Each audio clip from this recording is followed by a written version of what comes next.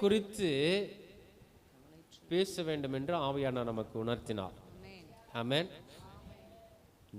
நான் கேட்டது ஒன்று, ஆவியானவர் உணர்த்துகிறது ஒன்று. அப்போ ஆவியானவர் உணர்த்தினது வார்த்தை என்னன்னா, இந்த ரட்சிப்பே ஒரு ஆசீர்வாதம். ஆமென். இது எல்லாருக்கும் நான் கொடுக்கல, நல்லா புரிஞ்சுக்கணும். ஆமென். ஆவியானவர் உணர்த்துறாரு, எல்லாருக்கும் நான் கொடுக்கவில்லை, இதை நான் உனக்கு கொடுத்திருக்கிறேன். ஆமென். இது இங்கெங்க யாரெல்லாம் ஆண்டவராகிய இயேசு கிறிஸ்துவை ஏற்றுக்கொண்டார்களோ அவர்களுக்கு மாத்திரம்தான் இந்த ரட்சிப்பை நான் கொடுத்திருக்கிறேன். இது எவ்வளவோ பெரிய ஆசீர்வாதம். ஆமென். இதை விட ஆசீர்வாதம் ஒன்று வேண்டுமா அப்படின்னு ஆவியான உணர்த்ததினால இந்த வசனத்தை நாம் மேற்கொண்டு நாம் என்ன பண்ணலாம், இந்த வசனத்தை நாம் தியானத்திற்குள்ளாக எடுத்துக்கொள்ளலாம். ஆமென். ஹல்லேலூயா, ஹல்லேலூயா. யூதாவின் புஸ்தகத்தில் முதலாவது ஒரே அதிகாரம் தான் யூதாவின் புஸ்தகம். 3வது வசனம் 4வது வசனத்தில் வாசிக்கப்படும் போது, பிரியமானவர்களே 332ஆம் பக்கம், வெளிப்படுத்தல் விசேஷத்துக்கு முன்பதாக இருக்கிறதான புத்தகம், புதிய ஏற்பாடு 332ஆம் பக்கம். பிரியமானவர்களே, பிரியமானவர்களே, பொதுவான ரட்சிப்பை குறித்து நல்லா கவனிக்கிறீங்களா? எல்லாருக்கும் இந்த வசனம் எடுத்துட்டீங்களா? பிரியமானவர்களே, பொதுவான ரட்சிப்பை குறித்து, பொதுவான ரட்சிப்பை குறித்து உங்களுக்கு எழுதும்படி நான் மிகவும் கருத்துள்ளவனாய் இருக்கையில் பரிசுத்தவான்களுக்கு ஒரு விசை ஒப்பு கொடுக்கப்பட்ட விசுவாசத்திற்காக நீங்கள் தைரியமாய் போராட வேண்டும் என்று உங்களுக்கு எழுதி உணர்த்துவது எனக்கு அவசியமாய் கண்டது. ஆமென். அல்லேலூயா. பிரியமானவர்களே, பொதுவான ரட்சிப்பை குறித்து உங்களுக்கு எழுதும்படி நான் மிகவும் கருத்துள்ளவனாய் இருக்கையில் பரிசுத்தவான்களுக்கு ஒரு விசை ஒப்பு கொடுக்கப்பட்ட விசுவாசத்திற்காக நீங்கள் தைரியமாய் போராட வேண்டும் என்று உங்களுக்கு எழுதி நான் என்ன பண்றேன், உங்களுக்கு எழுதி உணர்த்துவது எனக்கு அவசியமாய், எனக்கு என்னவாய் கண்டது, அவசியமாய், ஒரு அவசியமானது இது. ஆமென், ஆமென், ஆமென். அந்த காலத்திலே இந்த பொதுவான ரட்சிப்பை குறித்து எழுதப்படும் போது இது ஒரு அவசியம், இது எழுதி உணர்த்துவது அவசியம் என்பது கண்டது. ஆமென். இது எழுதுவது அவர்களுக்கு அவசியமாய் கண்டது. ஹல்லேலூயா. அது என்ன பொதுவான ரட்சிப்பு? எல்லாருமே ரட்சிக்கப்பட்டு இருக்கிறோம், எல்லாருமே ஞானஸ்தானம் எடுத்து கொண்டிருக்கிறோம். ஆமென். நான் ரட்சிக்கப்பட்ட பின்பு ஞானஸ்தானம் எடுத்துக்கொண்ட பின்பு நான் எப்படி வாழ்கிறேன்? ஆமென். நான் ரட்சிக்கப்பட்டுட்டேன்.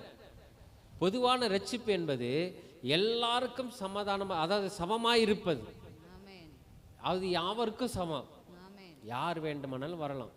இது யூதர்களுக்கு மாத்திரமல்ல, இஸ்ரவேல் ஜனங்களுக்கு மாத்திரமல்ல, அல்லது எகிப்திலே அடிமையாய் கிடந்த யூதர்களுக்கு மாத்திரமல்ல, நமக்கும் கூட. நாம் எல்லாம் புறஜாதியான மக்கள், நாமெல்லாம் ஒரு காலத்துல கல்லையும் மண்ணையும் வணங்கி கொண்டிருந்த மக்கள். நமக்கு கூட இந்த ரட்சிப்பு என்னவா இருக்கிறது? பொது. நாம வந்துடலாம், அது கிறிஸ்துவனாலும் சரி, இந்துவாக இருந்தாலும் சரி, முஸ்லீமாக இருந்தாலும் சரி, எல்லாருமே இந்த ரட்சிப்புக்குள்ளாக என்ன பண்ணலாம், வரலாம், இந்த ரட்சிப்பை பெற்றுக்கொள்ளலாம். இது பொதுவான சொல்லுங்களேன், பொதுவான ரட்சிப்பு. இந்த ரட்சிப்புகளை எல்லாருமே வரலாம். ஆனா அந்த ரட்சிப்பை பெற்றுக்கொண்ட பின்பு நம்முடைய வாழ்க்கை எப்படி இருக்கிறது ரொம்ப முக்கியம் அல்லவா? ஆமென். ரொம்ப ரொம்ப முக்கியம் அல்லவா? ரட்சிக்கப்பட்ட புதுசில நம்மை பிடிக்கவே முடியாது. எப்பவுமே பாட்டு பாடிக்கினே இருப்போம். கர்த்தர் என்னை ரட்சித்திருக்கிறார், நான் பாவத்திலிருந்து விடுதலை ஆகியிருக்கிறேன், நான் பாவத்திலிருந்து என்னை தூக்கி எடுத்திருக்கிறார். எப்போது வசனத்தை பேசிக்கொண்டே இருப்போம். எப்போது சபைக்கு போக வேண்டும் என்ற ஆர்வம் நமக்குள்ளாக இருக்கும். எப்போது சபையிலே நிலைத்திருக்க வேண்டும் என்ற எண்ணம் நமக்குள்ளாக இருக்கும். ஆமென். நீங்கள் நல்ல வாட்ச்மேன் பார்த்தீங்கன்னா, புதுசாக ரட்சிக்கப்பட்ட எல்லாரும் இப்படி தான் இருப்பாங்க, ரொம்ப ஆர்வமாக இருப்பாங்க. ஆமென். ஹல்லேலூயா, ஹல்லேலூயா, ஹல்லேலூயா. ஏனென்று சொன்னால் அந்த ரட்சிப்பின் அனுபவம் அவர்களை யார் நடத்துவது என்று சொன்னால் ஆவியானவர் நடத்துவார். ஆமென். அவர்களை நடத்தும் போது ஒரு சந்தோஷம் அவர்களுக்குள்ளாக இருக்கும், ஒரு மகிழ்ச்சி இருக்கும். அம்புஜம்மா மாதிரி எங்க கூட்டம் வச்சாலும் என்ன பண்ணிடணும்? ஆமா, போயிடணும். அங்க ஜபம் நடக்கிறது, இங்க ஜபம் நடக்கிறது, இந்த சபையில என்ன பண்ணோம்? நாங்கள் ஜெபிக்கணும். ஏன் என்று சொன்னால் ஆவியானவன் உணர்த்துகிறது. சபை என்பது பாகுபாடே பார்க்க கூடாது. சபை என்பது எல்லா சபையும் கிறிஸ்துவை ஏற்றுக்கொண்ட சபை தான். நீ இங்க தான் போனோம், இங்க தான் வரணும், இதுதான் சட்டம், இதுதான் ரூல்ஸ். இந்த சபையில் என்ன கிடையாது? No rules. உண்மையாய் கர்த்தரை தேடி போறோமா? நம்முடைய நோக்கம் என்னவாக இருக்க வேண்டும்? கர்த்தரை தேட வேண்டும். ஆமென். கர்த்தர் பேசுகிற வார்த்தை நமக்குள்ளாக வந்து அந்த வார்த்தையில நான் நடக்கிறேனா என்ற அனுபவம் நமக்குள்ளாக வர வேண்டும். அது அப்பேற்பட்ட வார்த்தைகள் கேட்கிற எந்த சபையாக இருந்தாலும் நம்ம என்ன பண்ணலாம்? போகலாம். எல்லாருமே தாராளமாக போகலாம். நான் இது வரைக்கும் அங்கே போகக்கூடாது, நீங்கள் அந்த சபைக்கு போவாதீங்க, இல்லை அந்த கூட்டத்துக்கு போவாதீங்க. நான் இப்போ இல்லை, 10 வருஷத்துக்கு முன்பதாகவே நான் சபை நடத்தப்படும் போது அங்கங்கே போகும்போதே சொல்வேன், நீங்கள் எங்கே வேண்டுமானாலும் செல்லலாம். ஆமென். ஆனால் ஒன்றில் மாத்திரம் நிலைத்திருக்க வேண்டும். எதுல? கர்த்தருடைய வார்த்தையில். ஏன்னா இந்த வார்த்தை நமக்கு பிடித்திருது. அதாவது இந்த வார்த்தையை நாம் பிடித்து கொண்டோமானால் இந்த வார்த்தை நம்மை உணர்த்தும், இந்த வார்த்தை நம்ம வழி நடத்தும்.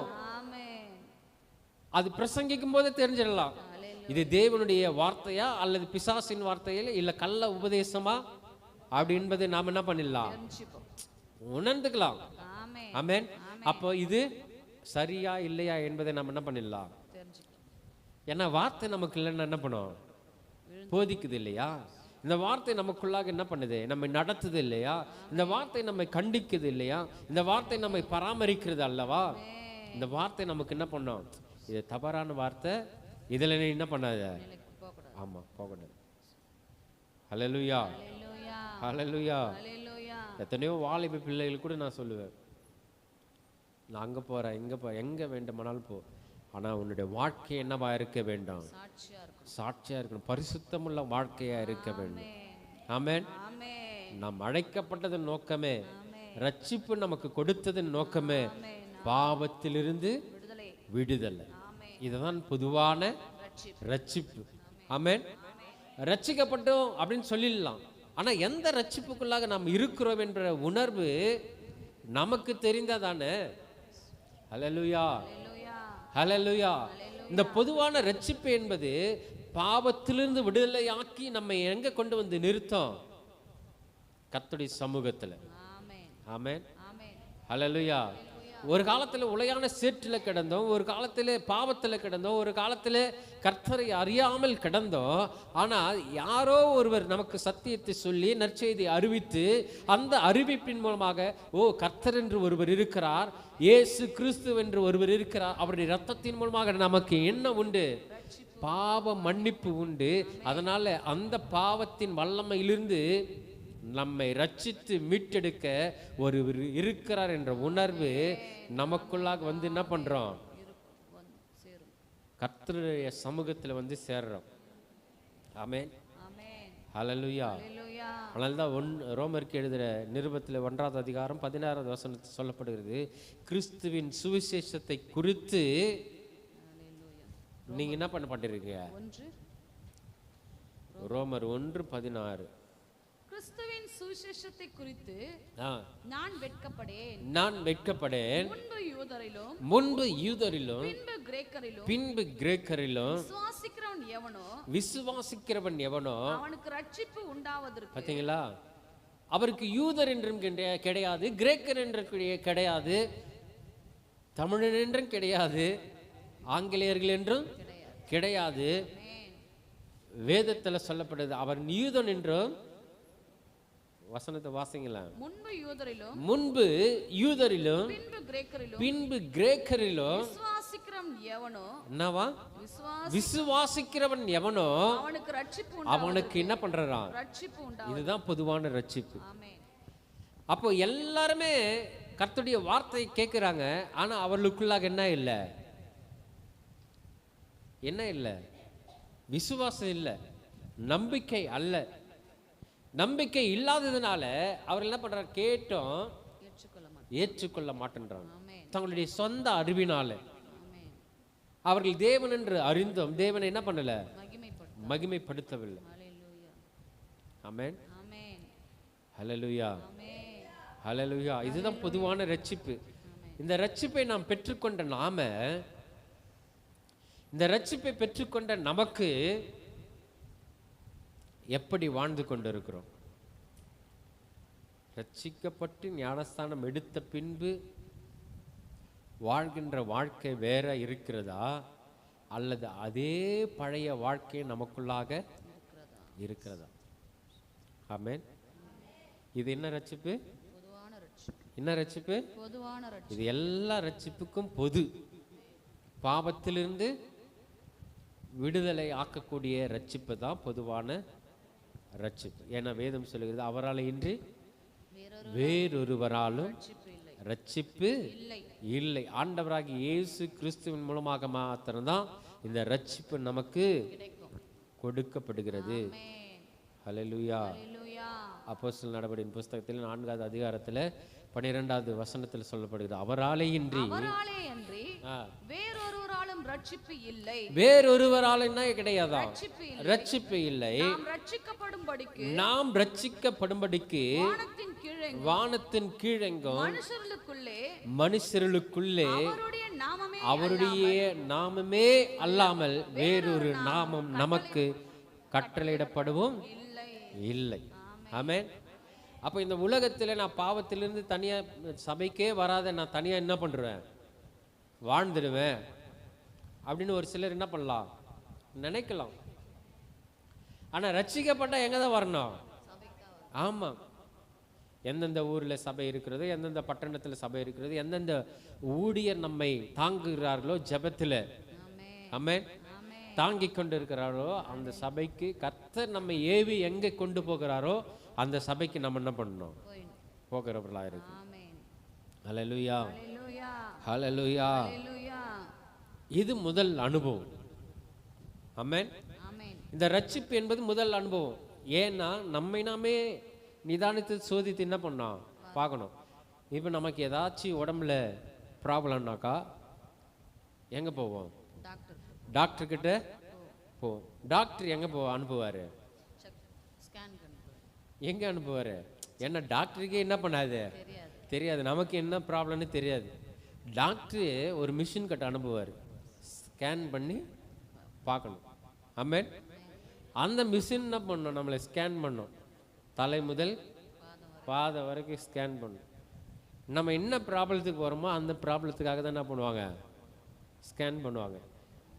ஆனால் நம்மை ஸ்கேன் பண்ணுறதுக்கு வேறு யாரும் வேணாம், எந்த மிஷினும் வேணாம். நம்மை நாம என்ன பண்ணோம்? ஸ்கேன் பண்ணணும். ரட்சிக்கப்பட்ட புதுசில் நாம் எப்படி இருந்தோம், ரட்சிக்கப்பட்ட பின்பு நாம் எப்படி இருக்கிறோம், படுவதற்கு முன்பதாக நம்முடைய வாழ்க்கை எப்படி இருந்தது அப்படின்றத ஸ்கேன் பண்ணி பார்க்கணும். ஆமென்.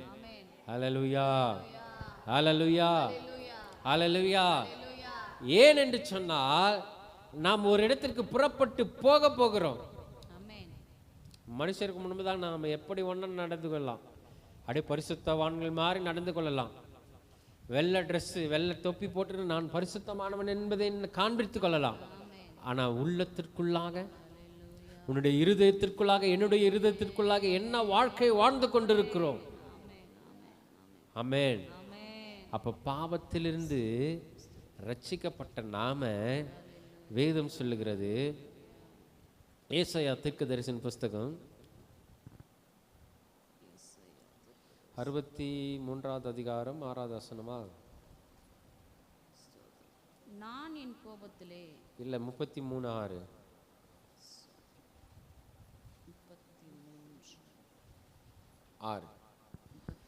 பூரண ரட்சிப்பும் ஞானமும் அறிவும் உன் காலங்களுடைய உறுதியாயிருக்கும்.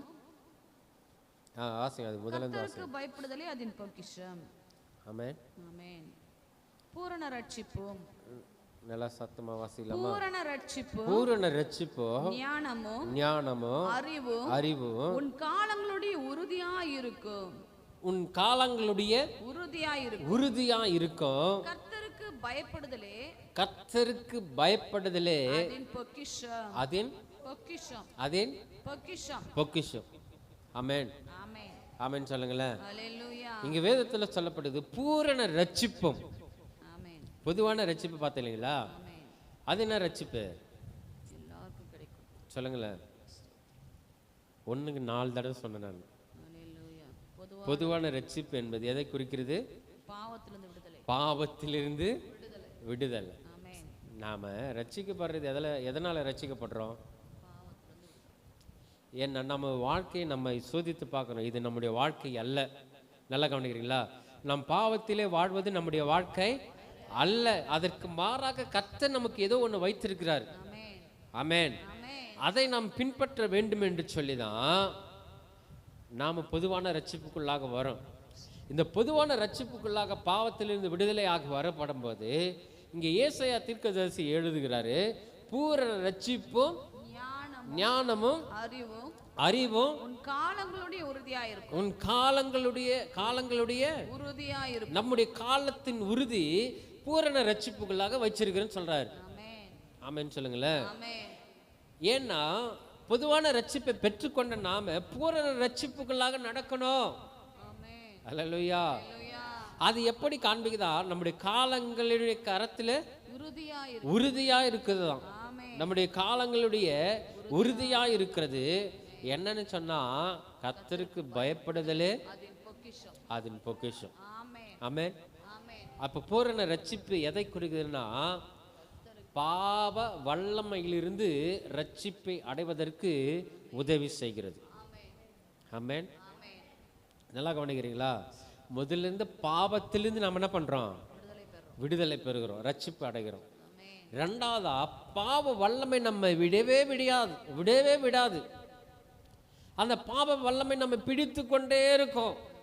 நான் ரட்சிக்கப்பட்டேன், ஞானஸ்தானம் பெற்றுக்கொண்டேன், சபைக்கு வரேன், ஆனா நமக்குள்ளாக என்ன இருக்கும்? பாவம் என்ன இருந்து கொண்டு இருக்கும். பொறாமை வரும். அவன் என்ன இப்படி பேசிட்டானே, நான் அவன் என்ன பண்ணுவேன்? திரும்ப ஆமா அடிக்காம விடமாட்டேன். என்ன அவன் ஒரு கண்ணு என்ன பண்ணிட்டான்? குடுத்துட்டான். அவனுக்கு 2 கண்ணு நான் என்ன பண்ணுவேன்? ஆமா என்ன ஒரு பல்லு என்ன பண்ணிட்டான்? உடைச்சிட்டான். அவன் 32 பல்லு நான் தட்டாம விடமாட்டேன். அப்ப இந்த வல்லமை நம்ம பிடித்து கொண்டு இருக்கிறது. அல்லேலூயா. ஒரு வைராக்கியம் நமக்குள்ளாக என்ன பண்ணுது? ஏன்னா வேதம் சொல்லுகிறது, நீங்க என்ன பண்ணக்கூடாது? பொறாமை கொல்ல கூடாது. உங்களுக்குள்ளாக என்ன இருக்க வேண்டும்? அன்பு இருக்க வேண்டும், சமாதானம் இருக்க வேண்டும், நல்ல கனிகளை தரக்கூடிய சந்தோஷம் இருக்க வேண்டும். ஆனா அதற்கு மாறாக நமக்கு என்ன இருக்கிறது? கோபம் இருக்கிறது, எரிச்சல் இருக்கிறது, வைராக்கியம் இருக்கிறது, பொய் இருக்கிறது, சண்டை இருக்கிறது, எல்லாத்தையும் சொல்லிட்டோம். ஆமென். அல்லேலூயா. பிரிவினைகள் இருக்கிறது, மார்க்க பேதங்கள் இருக்கிறது, எல்லாமே நமக்குள்ளாக இருக்குது. அந்த வல்லமை மாத்திரம் நமக்குள்ளாக என்ன பண்ணுது? ஒளிந்து கொண்டு இருக்கிறது. ஆனா கர்த்தருக்கு பயப்படுகிற மனுஷன் என்ன பண்ணுவான்னா இவ எல்லாத்தையும் என்ன பண்ணிடுவான்? அறிந்து கொள்வான். ஆமா இதெல்லாம் ஒண்ணுமே கிடையாது. நீ என்ன கோபப்பட்டு என்ன ஆயிட போகுது? கர்த்தர் என்னை நடத்துகிறாரு, கர்த்தர் என்னை பாதுகாக்கிறாரு, கர்த்தர் என்னை பராமரிக்கிறது. நான் கர்த்தருக்கு மாத்திரமே பதில் சொல்ல வேண்டும், நான் கர்த்தருக்கு மாத்திரமே என்னுடைய கணக்கை நான் ஒப்புவிக்க வேண்டும் அப்படின்னு சொல்லி கர்த்தருக்கு பயப்படுகிற மனுஷன் என்ன பண்ணுவான்? கர்த்தருக்கு பயந்திருப்பான். மனுஷனுக்கு என்ன பண்ண மாட்டான்? பயப்பட மாட்டான். என்ன கர்த்தருக்கு பயப்படுதலே ஞானத்தின் ஆரம்பம். அது ஆரம்பம். பொதுவான ரட்சிப்பு ஆரம்பம், பூரண ரட்சிப்பு பொக்கிஷம். ஆமென். ஹல்லேலூயா. பூரண ரட்சிப்பு பொக்கிஷத்தை தருகிறது. ஆமென். அதனால தான் சொல்லுது கர்த்தருக்கு பயப்படுதலே அதன் பொக்கிஷம். அந்த பொக்கிஷத்திற்குள்ளாக நாம் இருக்கிறோம். அல்லேலூயா. நான் ரட்சிக்கப்பட்ட ஞானஸ்தானம் எடுத்துக்கொண்டேன், பொதுவான ரட்சிப்பை பெற்றுக்கொண்டேன், நான் சபைக்கெல்லாம் வரமாட்டேன்னு சொன்னா அந்த ரட்சிப்பு என்ன பண்ண முடியாது, பூரணப்படுத்த முடியாது. சபைக்கு வர வேண்டும், சபையில் கர்த்தருடைய வார்த்தைகளை கேட்க வேண்டும், அந்த வார்த்தைகளை கேட்டு கர்த்தருக்கு பயந்து நடக்க வேண்டும், கர்த்தருடைய வார்த்தைக்கு செவி கொடுக்க வேண்டும். கர்த்தருடைய வார்த்தைக்கு செவி கொடுத்தால் மாத்திரம்தான் என்ன பண்ண முடியும், இந்த பூரணத்தை பெற்றுக்கொள்ள முடியும். சுகமாயிட்டீங்களா? நீங்கள் மருத்துவமனையில் போயிட்டு சேர்ந்தாக்கா பூரணமாக சுகமாயிடுச்சு என்ன பண்ணுறீங்க, நீங்கள் வீட்டுக்கு பூரணம் என்னன்னு அர்த்தம், முற்றிலும் ஒரே ஒரு துளி கூட என்ன இல்லை, குறை இல்லை, எல்லாமே என்னவா இருக்கிறது, நார்மலாக இருக்குது. ஆனாலும் நீங்கள் என்ன பண்ணலாம், வீட்டுக்கு போகலாம். அப்போ பாவ வல்லமை கூட நாம் மேற்கொள்ள வேண்டும் என்று சொன்னால், இந்த பூரண ரட்சிப்புக்குள்ளாமல் நான் நடக்க வேண்டும் என்று சொன்னால் கர்த்தருடைய சபையில் நாம் நிலைத்திருக்கிறவளாக இருக்கணும். ஆமென். அல்லேலூயா. எபிரேயருக்கு எழுதின நிருபம் 12வது அதிகாரம் 4வது வசனத்தில் வாசிக்கப்படும்போது 12:4 வசனத்தை வாசிக்க, பாவத்திற்கு விரோதமாய் போராடுகிறதில் ரத்தம் சிந்தப்படத்தக்கதாக நீங்கள் இன்னும் எதிர்த்து நிற்கவில்லையே, அன்றியும் பாவத்திற்கு விரோதமாக போராடுகிறதில் ரத்தம் சிந்தப்படத்தக்கதாக நீங்கள் இன்னும் எதிர்த்து நிற்கவில்லையே, என்ன பண்ணலையா, எதிர்த்து நிற்கவில்லை. ஆமென். அன்றைக்கெல்லாம் கிறிஸ்துவை அறிந்து கொண்டவர்கள், கிறிஸ்துவை ஏற்றுக்கொண்டவர்கள், கிறிஸ்துவுக்கு முன்பதாக ரத்த சாட்சியை என்ன பண்ணாங்க, மரித்தார்கள். ஆமென். பாவத்துக்கு விரோதமாய் இருந்த செயல்களை கண்டித்து என்ன பண்ணாங்க, உணர்த்தினாங்க. அப்போஸ்தலர் நடபடி புத்தகத்தில் 7வது அதிகாரத்தில் ஒருத்தரை பற்றி சொல்லப்படுகிறது, ஸ்தேவானை குறித்து ஸ்தேவானை எல்லாரும் என்ன பண்ணாங்க, கல்லெறிந்து கொன்றார்கள். எதற்காக? ஒரே ஒரு வார்த்தை சொன்னார், இதோ பரலோகம் திறந்திருக்கிறதையும் தேவனுடைய குமாரன் வலது பார்சத்திலையும் நிற்கிறதை நான் என்ன பண்றேன். யாரை குறித்து பேசும்போது ஸ்தேவானுக்கு இந்த அடி விழுந்தது, இயேசுவை குறித்து பேசப்படும். ஆமென். பாத்தீங்களா, ரட்சிக்கப்பட்டவர்களாம் எப்படி இருப்பாங்க சொன்னா, ஆண்டவராகிய இயேசு கிறிஸ்துவை பார்த்து கொண்டே இருப்பாங்க.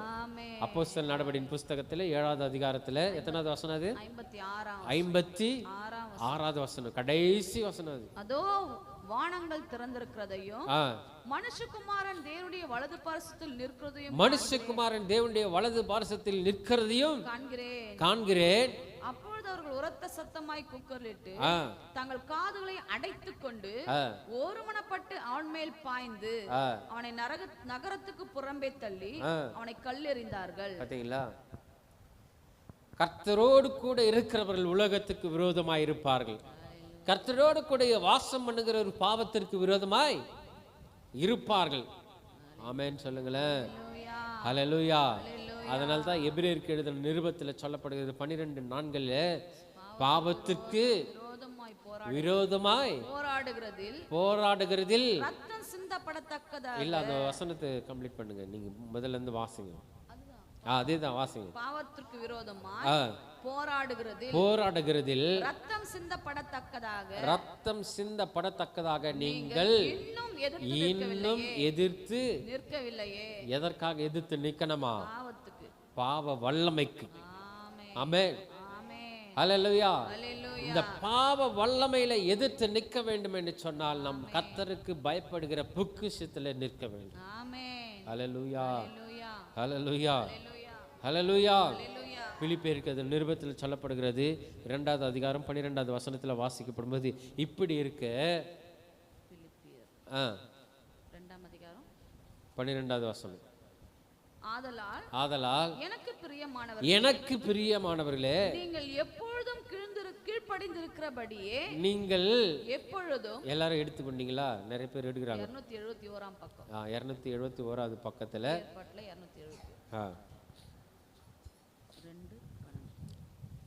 2வது அதிகாரம் 12வது வசனத்துல வாசிக்கப்படும்போது, ஆதலால் எல்லாரும் வசனத்தை பார்க்கட்டும். 271 பக்கம்.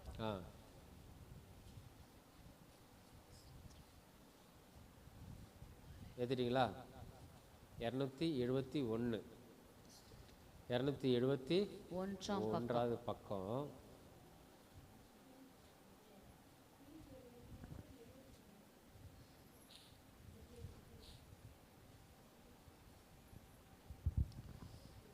பன்னிரெண்டாவது வசனத்தை எல்லாரும் சேர்ந்து வாசிக்கலாமா? ஆதலால் எனக்கு பிரியமானவர்களே நீங்கள் எப்பொழுதும் கீழ்ப்படுகிறபடியே நான் உங்களுக்கு சமீபமாய் இருக்கும் பொழுது மாத்திரமல்ல. பாத்தீங்களா? கர்த்தருக்கு அதாவது கர்த்தருக்கு கீழ்ப்படுகிறதே அதின் பொக்கிஷம். இங்க சொல்றாரு, ஆதலால் எனக்கு பிரியமானவர்களே நீங்கள் எப்பொழுதும் கீழ்ப்படுகிறபடியே நான் உங்களுக்கு சமீபமாய் இருக்கும்போது மாத்திரமல்ல, நான் தூரமாய் இருக்கிற இப்பொழுதும் அதிக பயத்தோடும் நடுக்கத்தோடும் எல்லாரும் சொல்லுங்களேன், உங்கள் ரட்சிப்பு நிறைவேற என்ன பண்ணுமா? பிரயாசப்படணும். எத்தனை பேருக்கு நாம் சொல்லியிருப்போம், ரட்சிக்கப்பட்டா ஞானஸ்தானம் எடுத்துக்கொள்ளுங்கன்னு சொல்லி? எத்தனை பேர் உண்மையோடு சொல்லுங்க? அந்த பாவ வல்லமையிலிருந்து நம்ம என்ன பண்ணோம்? ஆமா, ஹல்லேலூயா. பாவத்திலிருந்து விடுதலை பொதுவான ரட்சிப்பு. பாவ வல்லமிருந்து விடுதலை பெற்றுக்கொள்வதற்கு இந்த ரட்சிப்பை நிறைவேற பிரயாசப்படணும். ஆமென். என்னங்க பிரதர் நீங்க புதுசா சொல்றீங்க, இதெல்லாம் நாங்க என்ன பண்ணல? ஆமா, நாங்க ரட்சிக்கப்பட்டா போதும், ஞானஸ்தானம் எடுத்துக்கொண்டால் போதும், நாங்க எங்க போயிடலாம்? எல்லாரும் சொன்னது இதுதானே. நீங்க திரும்ப ஒண்ணு என்ன பண்றீங்க? உங்கள் ரட்சிப்பு நிறைவேற பிரயாசப்படுங்க. இந்த பூரண ரட்சிப்புக்குள்ள வாங்க, கர்த்தருக்கு பயப்படுங்க. அதுவே உங்க பொக்கிஷன் வேற சொல்றீங்க. ஆமென், ஹல்லேலூயா. அதுதான் சீயோனுடைய சபையினுடைய சுகவாழ்வு. ஆமென். எல்லா சத்தியத்தையும் அறிந்து கொள்ளுகிற அறிவு நமக்கு வந்துவிட்டால் சுகவாழ்வு நமக்கு சீக்கிரமாய் துளிர்க்கும். உன் சுகவாழ்வு சீக்கிரத்திலே துளிர்க்கும். ஆமென், ஹல்லேலூயா. அதுதான் நமக்கு பொக்கிஷமே. நான் ரட்சிக்கப்பட்ட பரலோகத்துக்கு போற அந்த கதையே இருக்கக்கூடாது. நான் ரட்சிக்கப்பட்ட பின்பு இந்த ரட்சிப்பை நிறைவேற நான் என்ன பண்றேன்? பிரயாசப்பட்டு கொண்டிருக்கிறேன். ஆமென், ஹல்லேலூயா. அப்போ இந்த ரட்சிப்பு பெற்றுக்கொண்ட இந்த பூரண ரட்சிப்புக்கு பிரயாசம் உள்ள ஜனங்கள், விசுவாசிகள், ஊழியர்கள் என்ன பண்ணுவாங்க சொன்னா, தேவனால பிறந்தவர்கள் திரும்ப பாவத்தின் வல்லமைக்குள்ளாக என்ன பண்ண மாட்டாங்க? போக மாட்டாங்க. ஆமென். தேவனால் பிறப்பதெல்லாம் உலகத்தை ஜெயிக்கும். நம்முடைய விசுவாசமே உலகத்தை ஜெயிக்கிற ஜெயம். இல்ல, 1 யோவான் 5:18 வசனத்துல வாசிக்கலாம். தேவனால் பிறந்த எவனும் பாவம் செய்யான் என்று அறிந்திருக்கிறோம். தேவனால் பிறந்தவன், நல்லா கவனிக்கிறீங்களா? ஞானஸ்தானம் எடுக்கும் போது மறுபடியும் ஒருவன் பிறக்கிறான். எல்லாருக்குமே தெரிந்ததா? ஏற்கனவே நம்ம சொல்லியிருக்கோம், பாவத்துக்கு மரித்து நீதிக்கு பிழைக்கிறது ஞானஸ்தானம். அப்ப தேவனால் பிறந்த எவனோ பாவம் செய்யான் என்று நல்லா கவனிக்கிறீங்க. உலகத்துல பாவத்தின் வல்லமையில் தான் இருக்கிறோம். ஆனா அந்த பாவம் நம்ம விட்டு என்ன பண்ணல? விலகல, நீங்கள. ஆனாலும் அந்த பாவ வல்லமை நம்ம என்ன பண்ணுது? இழுக்குது, பிடிக்குது. இன்னைக்கு ஒரு நாள் மட்டும் என்ன பண்ணிடலாம்? ஆமா, பாவ வல்லமை இழுக்குது. யாரும் நம்மை பார்க்க போறாங்க? கர்த்தர் பார்த்து கொண்டிருக்கிறார். ஹல்லேலூயா, ஹல்லேலூயா. அப்ப நம்ம என்ன நினைக்கிறோம்? யாரும் பார்க்கல, நம்ம என்ன தவறு என்ன பண்ணிடலாம் அப்படின்னு நினைக்கிறோம் இல்லையா? இந்த வல்லமையை மேற்கொள்வதற்காக தான் நாம் என்ன பண்ணணும்னா பிரயாசப்பட வேண்டும். நான் என்ன சொல்றேன்னா, இந்த உலகத்தில் இருக்கிறோம், பாவம் செய்யாத மனிதன் எவனுமே கிடையாது, யாருமே கிடையாது. தேவன் ஒருவரை தவிர நீதிமான் ஒருவனும் இல்லை. ஒருவரும் இல்லை. பைபிளே சொல்லுது, நாம் எதற்காக ஆயத்தப்பட வேண்டும் என்று சொன்னால், பாவ வல்லமை நம்ம இழுக்கப்படும் போது நாம் மரிக்கிற வரைக்கும் இந்த பாவ வல்லமை நம்ம பிடித்து கொண்டே இருக்கும். இழுக்கும், காலை பூச்சி இழுக்கும், தலையை பூச்சி இழுக்கும், கையை பூச்சி இழுக்கும், எல்லாத்தையும் பூச்சி இழுக்கும். ஆமென் ஆமென் ஆமென் இல்லையா? அப்போ இந்த ரட்சிப்பு நிறைவேற நாம் என்ன பண்ணணும்? பிரயாசப்படணும். ஆண்டவரே உடைய பலத்தினால என்ன பண்ணுங்க, என்னை இடை கட்டி கொள்ளுங்க. உடைய அக்கினிமயமான வார்த்தைகளை கொண்டு என்ன பண்ணுங்க, ஆமா இடை கட்டி கொள்ளுங்க. உடைய கோட்டை என்னை என்ன வச்சுக்கிட்டோம், எனக்கு பாதுகாப்பாக இருக்கட்டும். என்னை உடைய நிழலில் என்ன பண்ணுங்க, வைத்து கொள்ளுங்க அப்படின்னு சொல்லி அந்த வல்லமையிலிருந்து நம்ம என்ன பண்ணணும்னா பாதுகாத்து கொள்ள பிரயாசப்பட வேண்டும். ஹல்லேலூயா. பொதுவான ரட்சிப்பு, பொதுவான ரட்சிப்பு எதை குறிக்கிறது? பாவத்திலிருந்து விடுதலை. இந்த பூரண ரட்சிப்பு எதை குறிக்கிறது? பாவத்தின் வல்லமையிலிருந்து விடுதலை பெற்றுக்கொள்வதற்கு. ஹல்லேலூயா. அப்ப அந்த ரட்சிப்பு நிறைவேற நாம் பிரயாசப்பட்டு கொண்டே இருக்கிறோம். ஆமென் சொல்ல மாட்டேன்றீங்க பாருங்களேன். ஹல்லேலூயா. மூன்றாவதா ஒரே ஒரு ரட்சிப்பு சொல்லி என்ன பண்ணலாம், முடிச்சிடலாம். ஆமென். எபிரேயருக்கு நிருபம் 8வது அதிகாரம், 5வது அதிகாரம் 8வது வசனம், 9வது வசனம், 10வது வசனம். 5வது அதிகாரம் 8வது வசனத்தை வாசிக்கலாம். அவர் குமாரனாய் இருந்தும் பட்ட பாடுகளினாலே கீழ்ப்படிதலை கற்றுக்கொண்டு தாம் பூரணர் ஆன பின்பு தமக்கு கீழ்ப்படுகிற யாவரும் நித்திய ரட்சிப்பை அடைவதற்கு. என்ன அடைவதற்கா? நித்திய ரட்சிப்பு. ஹல்லேலூயா. என்ன ரட்சிப்பை அடைவதற்கு? நித்திய ரட்சிப்பை அடைவதற்கு. இது என்ன நித்திய ரட்சிப்பு? நித்தியத்திற்குள்ளாய் போவதற்குண்டான ரட்சிப்பு. இது என்ன நித்திய ரட்சிப்பு? நாம கேள்விப்பட்டதெல்லாம் ஒரு ரட்சிப்பு தான். பைபிள்ல புதுசா என்ன பண்றது எழுதி வச்சிருக்கிறாங்களே. ஆமென். அது என்ன நித்திய ரட்சிப்பு? பொதுவான ரட்சிப்பு பாவ வல்லமையிலிருந்து விடுதலை. ஆமா, பொதுவான ரட்சிப்பு பாவத்திலிருந்து விடுதலை. பூரண ரட்சிப்பு பாவ வல்லமையிலிருந்து விடுதலை. நித்திய ரட்சிப்பு பாவ உலகத்தை விட்டு விடுதலை. ஆமென். ஹல்லேலூயா. கரங்களை தட்டி கர்த்தருக்கு நன்றி செலுத்துவோமா? நல்ல கையை தட்டி. ஹல்லேலூயா. அப்போ நாம் நித்திய ரட்சிப்புக்குள்ளாக போக வேண்டும் என்று சொன்னால் பொதுவான ரட்சிப்பு பெற்றிருக்க வேண்டும், பூரண ரட்சிப்பு பெற்றிருக்க வேண்டும். ஆமென். அப்ப நித்திய ரட்சிப்பு என்பது இந்த பாவ உலகத்தை விட்டு நாம் எடுத்துக்கொள்ள போகிறது தான் பூரண ரட்சிப்பு, நித்திய ரட்சிப்பு. ஆமென். ஹல்லேலூயா. அதனால தான் எபிரேயருக்கு நிருபம் 11வது அதிகாரம் 8வது வசனத்தில் வாசிக்கலாம். ஆபிரகாமை அழைக்கும் போது ஆண்டவர் என்ன பண்ணார்னா, எங்க விசுவாசத்தினாலே ஆபிரகாம் தாம் சுதந்திரமாய் பெறப்போகிற இடத்திற்கு போகும்படி அழைக்கப்பட்ட போது கீழ்ப்படிந்து தான் போகிற இடம் என்னதென்று அறியாமல் என்ன பண்ணா? புறப்பட்டு போனான். விசுவாசத்தினாலே அவன் வாக்குத்தத்தம் பண்ணப்பட்ட தேசத்திலே பரதேசி போல சஞ்சரித்து என்ன பண்ணானா? அவனுக்கு வாக்குத்தத்தம் பண்ணப்பட்ட தேசம், ஆனால் அவன் எப்படி இருந்தானா? பரதேசியை போல சஞ்சரித்து அந்த வாக்குத்தத்திற்கு உடன் சுதந்திரராகிய ஈசாக்கோடும் யாக்கோபோடும் கூடாரங்களிலே குடியிருந்தான். ஆமென். கூடாரம் என்பது குடும்பத்தை நடத்துகிற ஒரு கூடாரம். பழைய ஏற்பாட்டின் காலத்தில் கூடாரம் என்பது ஆசரிப்பு கூடாரம். அங்கே கர்த்தருடைய நாமத்தை துதிக்கிறது, போற்றுகிறது, அதாவது கர்த்தருக்கு பலியை செலுத்துகிறது. அப்பேற்பட்ட கூடாரம் தான் ஆசரிப்பு கூடாரம். ஆமென். ஹல்லேலூயா.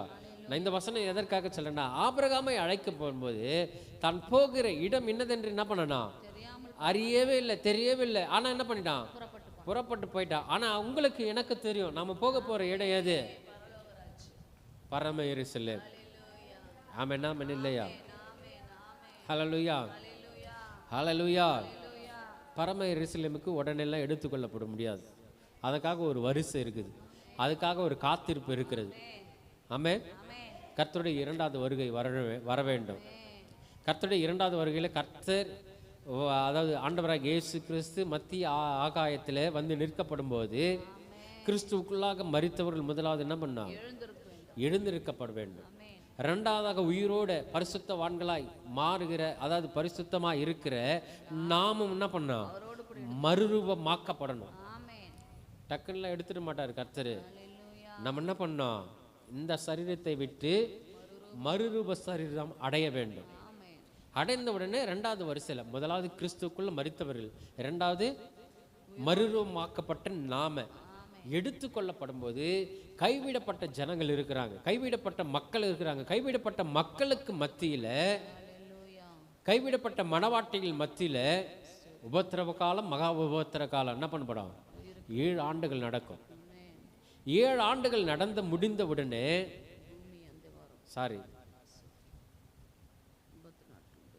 1000 வருட அரசாட்சி நடக்கும். அந்த 1000 வருட அரசாட்சி முடிந்தவுடனே பிசாசு என்ன பண்ணுவான்? கட்டவிழ்க்கப்படுவான். கட்டவிழ்க்கப்பட்டவுடனே நியாய தீர்ப்பு நடக்கும். அந்த நியாய தீர்ப்பு நடந்த உடனே தான் அக்கினியில் யார் தள்ளப்படுவாங்க? வலு சர்ப்பமும் அவனை சேர்ந்த தூதர்களும் அக்கினியில் தள்ளப்படுவாங்க. அப்போ நம்ம ரட்சிக்கப்பட்டோம், பாவ உலகத்திலிருந்து நிச்சய ரட்சிப்புகளாக பெற்று, அதாவது பெற்று போயிருக்கிறோம் இல்லையா?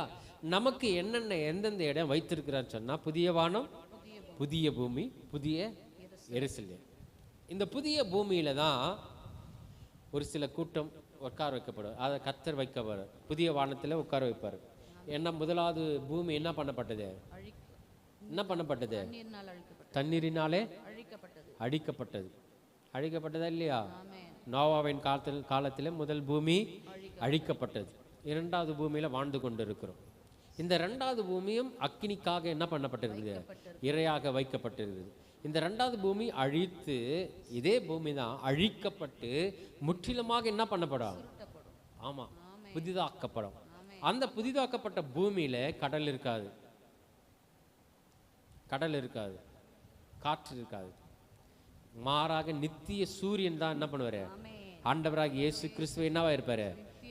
நித்திய சூரியனா இருப்பார். சூரியன் உதிக்காது, சந்திரன் உதிக்காது. இதற்கும் பரலோகத்திற்கும் என்ன இருக்கும்? ஒரு தேவனுடைய ராஜ்யம் ஸ்தாபிக்கப்படும். ஆமென், ஹல்லேலூயா. அப்ப ஸ்தாபிக்கப்பட்ட இடத்துல இங்கே ஒரு சில கூட்டம் இருக்கும். நம்ம வாசித்தோம் இல்லையா? பரம சீயோன் இடத்துல, பரம எருசலேம் இடத்துல, அங்கே ஒரு கூட்டம் ஆயத்தமா என்ன பண்ணப்படும்? வைக்கப்படும். ஆமென், ஆமென் இல்லையா? ஹல்லேலூயா. நல்லா கவனிக்கிறீங்களா?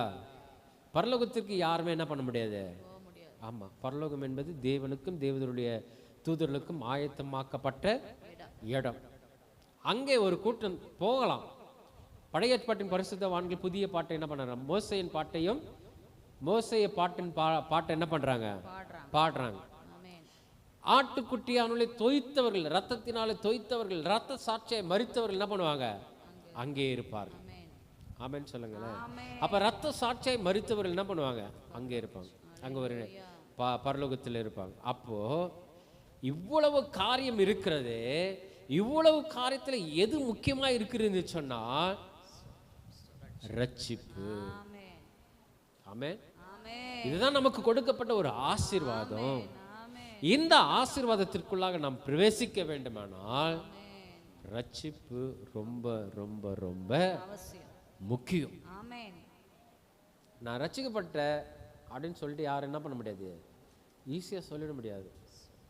நீங்கள் கேட்டு பாருங்க, நீங்கள் எந்த ரட்சிப்பை பெற்றிருக்கீங்க கேட்டு பாருங்க.